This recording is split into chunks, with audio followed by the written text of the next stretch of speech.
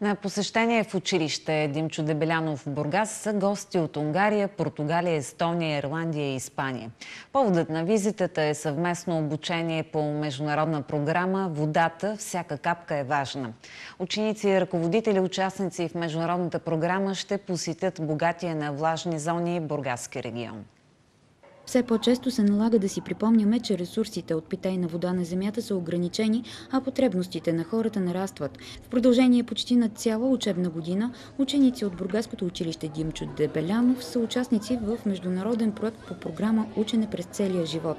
Децата от всяка държава извършваха различни физични и химични експерименти с водата. Това го беше направено като филм.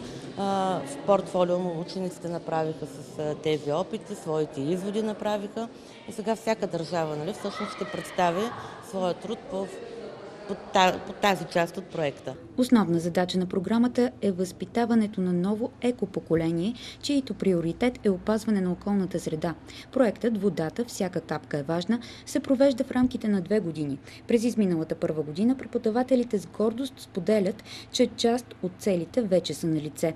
Децата от Бургас и международните им партньори са извършвали физични и химични експерименти, които днес представиха в кратък филм за водата. В Бургас е третата среща на участниците. Първата беше в Унгария, втората в Испания. Всеки от участниците има специална тема. Сега темата е химични и физични свойства на водата. Чрез програмата децата развиват своя усет за важността на природните ресурси под формата на игри, песни, рисунки и интерактивни методи на обучение. Знанията им подобряват възможностите за учене по география, физика, химия, биология, математика. Научаваме се да пазим водата, да я опустим, защото знаем, че водата е голямо богатство за земята.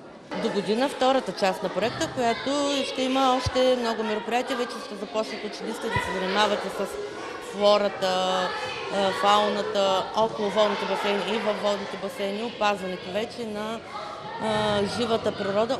Бургаските ученици ще покажат на своите международни гости богатствата на бургаските влажни зони, в които са провеждали свои изследователски експерименти.